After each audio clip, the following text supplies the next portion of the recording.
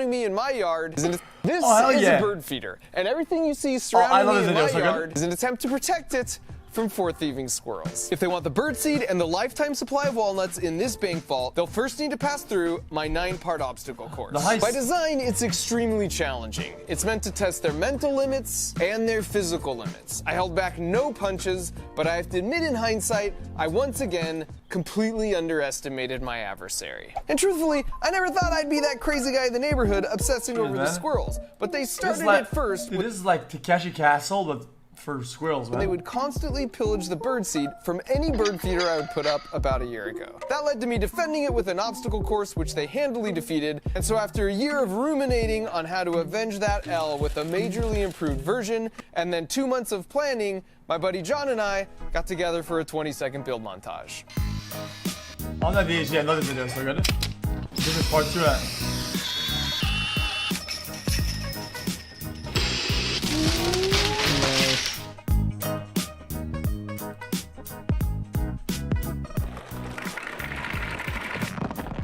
It's a lot of nuts. Here are the basic elements. For starters, here's their favorite bird feeder at the end of the course, and it's sitting atop Fort Nuts, the most secure walnut vault in the western United States. Now, since birds can fly, they can come and go as they please and eat all the food they want. But the only way for the squirrels to make it right here is by surviving my 9-part grueling obstacle course, which all starts right here. Climbing up this pole to this platform is the single gateway But can they smell to it, though? the course. Can they Every smell the other pole nuts? you see has some kind of countermeasure to keep the squirrel from just climbing up and then entering the course halfway through. And so the first challenge is this casino, which may seem like an odd choice until you realize that as we were building the course, we also built them some cozy little squirrel houses. So we put them up in a couple different trees, and after a few days, it looked like they'd actually made some renovations. So I went to take a closer look. Oh, that's and kinda sure cool. enough, here's the before and here's the after. Even on the inside, they'd made some questionable decor updates. So while it might look like they were just using the houses to relax, or stretch, or look out the window, or like, wrestle, the satellite communications gear, and the tactical mission planning, and the mini vault to practice cracking a safe hold a completely different story. This gang of 4 high-end professional birdseed thieves were secretly planning to pull off an honest-to-goodness Mission Impossible Ocean's 11 style mega walnut heist, which is why I was going to protect the birdseed and walnut vault with state-of-the-art security measures, just like the casino did in Ocean's 11. So once in the casino, you'll see the slot machine and the classic Vegas buffet, but with a warning. Take more than an ounce, and you're gonna have to deal with security. Now that I got the squirrels on the run, they'll naturally want to jump to this bar, but there's a twist.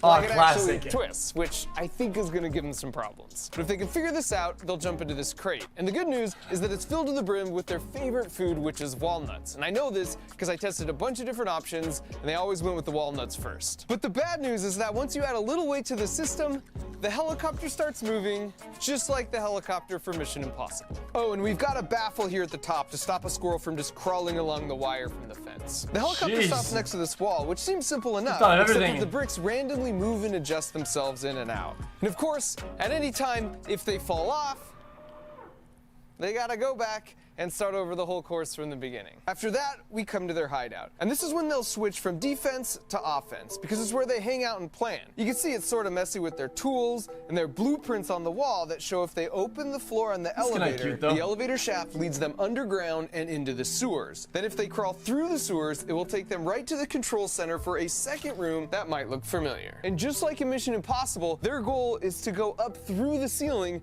to access the air vents. But there's no way to make it up there unless they type the password into the keyboard in the control room next door, like this. Jeez, dude. And at that point, they can climb the ladder and they're in the vents. And the vents are a total maze. There's lots of different twists and turns they'll need to navigate. It's crazy. So at any moment, if they're too lost, they can always exit the whole course by using the one-way Squirrel emergency exits, which also exists for any enclosed room on the whole course. And for the penultimate challenge, it's back down from the air ducts through this laser maze where they'll have to harness their inner Catherine Zeta-Jones. I know the squirrels love it too.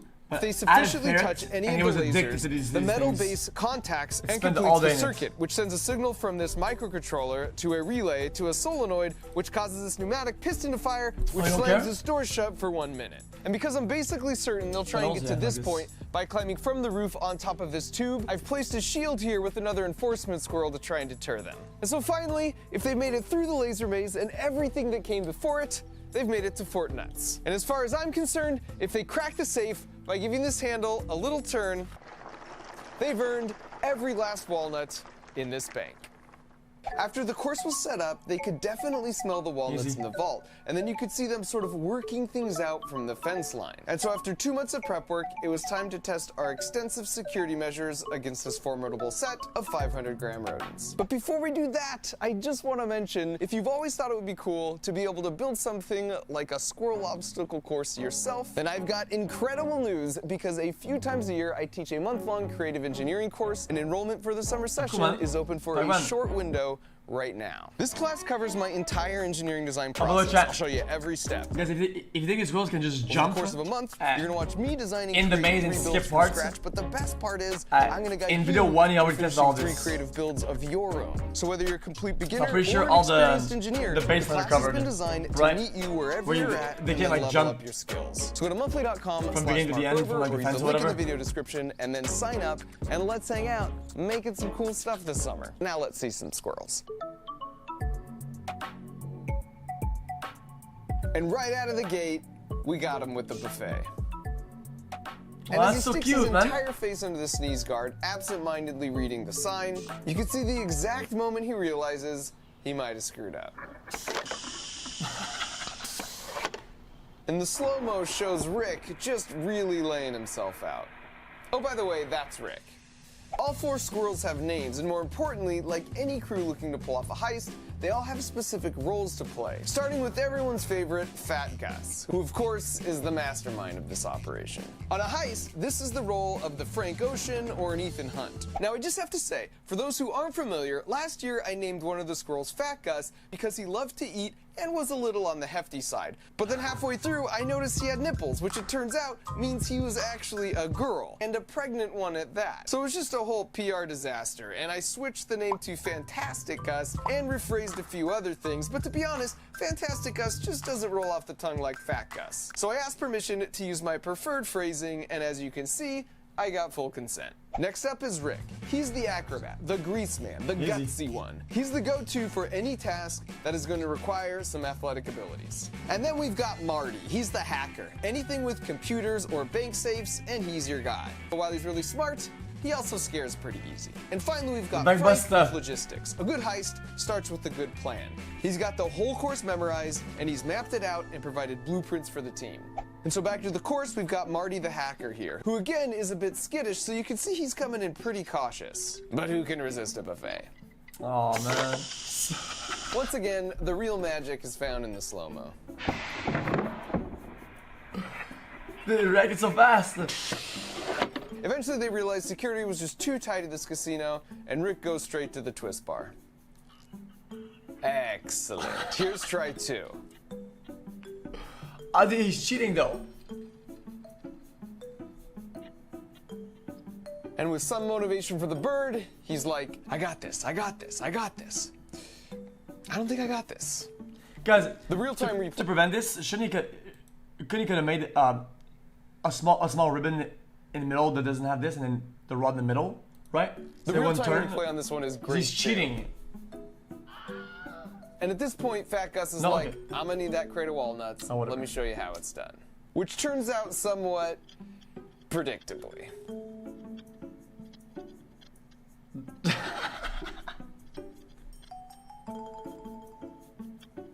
Now really frustrated, acrobat daredevil Rick tries a totally different route. But you've got to admire that effort. Yeah, he's trying to skip, man. Logistics man Frank knows the wire connected to the fence leads to the helicopter crate, so he tries sneaking in the back door and is also forced to retreat. And finally, Marty the hacker realizes if you're just scared and you run real fast, the bar doesn't have time to spin on you. And you can see Rick just replicating the strategy. So after about 2 days, all of them could cruise through the first part of this course about this fast. Damn. And Fort Nuts was already feeling less and less secure. Fat Gus is like, wait, is this thing moving? I'm good. What? Here, Rick hypothesizes if he doesn't sit in the crate, it won't move.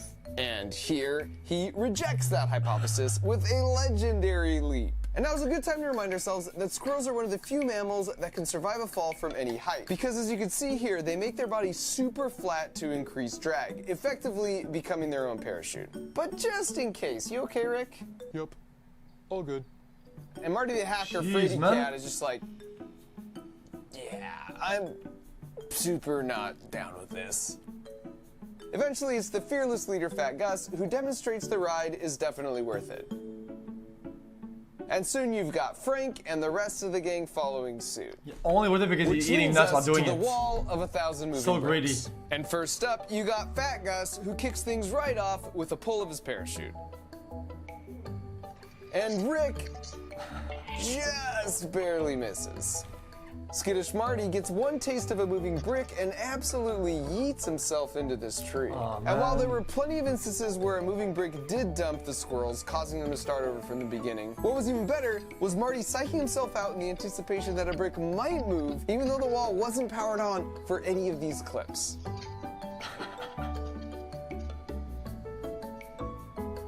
And thanks in part to the dutiful supervision of Fat Gus, eventually, like all the other challenges so far, they got it down to a science where they could cruise by the wall fairly quickly. Oh, damn. And now's a good time to Actually mention, learning. the squirrels weren't the only ones attempting the course. This is Splinter the Rat, and here he is with one of his buddies. He liked to make the rounds to all the houses each night, which sometimes were vacant, and sometimes they weren't. There goes Frank to chase him off his lawn. And you might have noticed the stuff in the house. The squirrels would gather nesting materials from various sources, or, somewhat hilariously, just steal from each other. Here's a bonus Santa Claus impression for all the Fat Gus fans out there. So from Splinter and his buddies to not at all creepy possums, there's a surprisingly constant variety of wildlife that passes through a Damn, that's a backyard, lot of wildlife, including man. a dumb dog who for some reason is much less interested in squirrels than he is my camera gear. Which is a lovely segue back to the squirrel hideout, where the heist was really just picking up steam.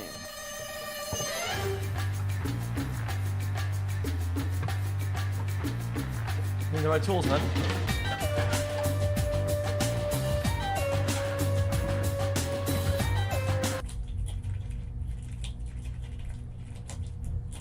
Dude, they always end up snacking, dude.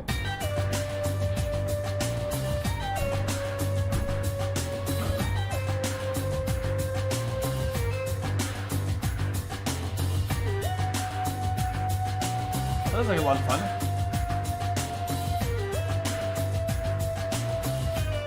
Now he has to hack it.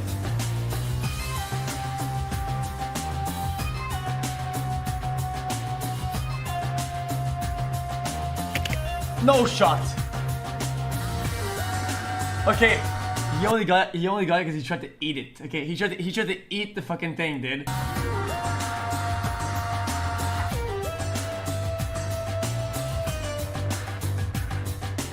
And after Hacker Marty had accessed the computer and lowered the ladder, Fat Gus followed behind and joined him in the vents. But in the process, a critical tool dropped down, which led to a lovely recreation of an iconic scene.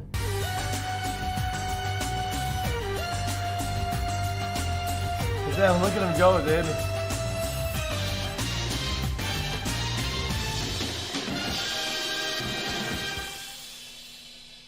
And as a side note, they figured out the exit door pretty quickly, and they functioned as a one-way door exactly as intended.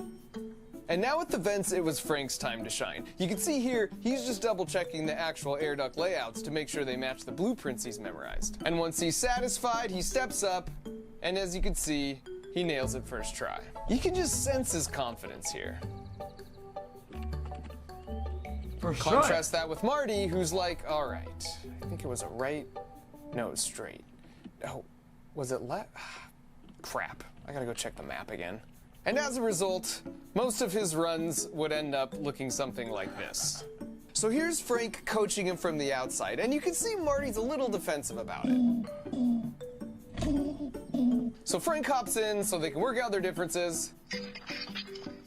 And then with a little encouragement, he gets him going down the right way. All the while, Fat Gus continues to supervise. Focus, Marty. There you go.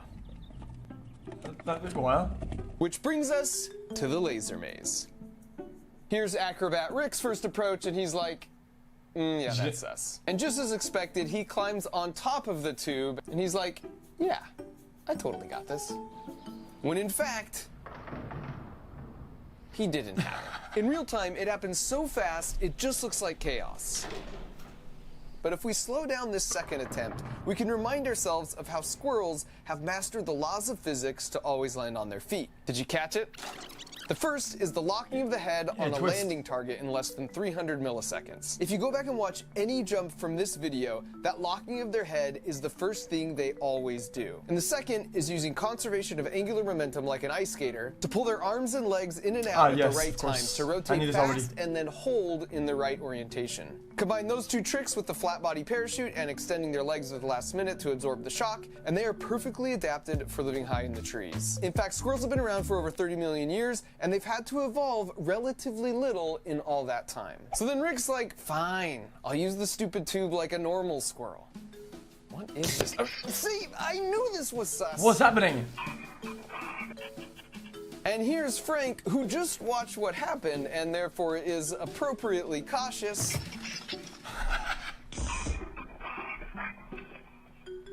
But he hops right back on the saddle, and this time he nails it. And in the end, it feels appropriate that the mastermind, Fat Gus, was the first one to make it successfully through the laser maze, and then to subsequently make it to Fort Nuts. I mean, how Fat Gus is this? Falling not just for one decoy nut, but for both of them. Which paves the way for Marty the hacker to be the one to crack the safe, and as you can see here, he's pretty stoked about it. Oh, that's cute.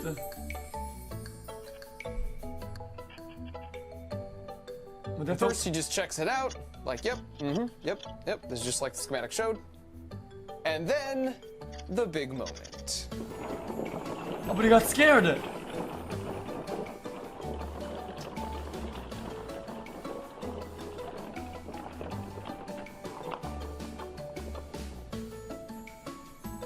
Once the safe opened, these cargo nets unfurled, which just allowed better access to their loot. But interestingly, more often than not, after getting a walnut, instead of jumping off, they would go all the way back through the course. Here's Jumpy Marty exhibiting some real PTSD, even though I'd already turned off the whole system. So once again, the squirrels took the W, but as far as I'm concerned, they earned it. And I can't complain with how things turned out, because Rick buried all his extra nuts in the yard, Marty and Frank made up and rekindled their friendship, and Fat Gus got some long-sought quality time with the bird feeder. So everyone was happy.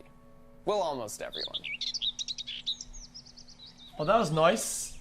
This is a mechanism that can feed your dog with a pull of a lever. And this is a contraption that measures the soil moisture level and then gives your plants a voice. Hey, I need a little water over here. That's delicious. Thank you. And this is a machine that measures how long you've been sitting and then annoys the crud out of you till you take a stretch break. This is a contraption that can draw anything on a whiteboard, and this is a secret safe for your most valuable possessions. And finally, this is a G-dang Lunchables assembly line. Are you kidding me? And what do all of those have in common? They were created by people who took my month-long creative engineering course. I just launched this class for the first time a few months ago, and it was so freaking rewarding to see what everybody learned and created as a result. For the most part.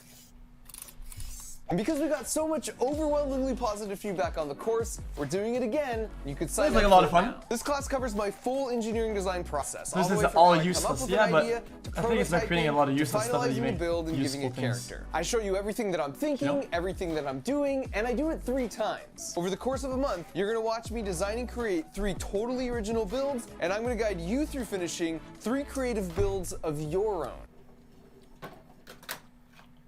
And this is an online class, so you can take it from anywhere and work it around your schedule, but it's fully immersive and intensive. So whether you're a working professional or you're taking the class as a family, whether you're a complete beginner or an experienced engineer, this class has been designed to meet you where you're at and then level up your skills. So go to monthly.com/markgrober or use the link in the video description to see what other people had to say about their experience, and then enroll, and I'll see you in class. Thanks, Mark Robert. Very nice.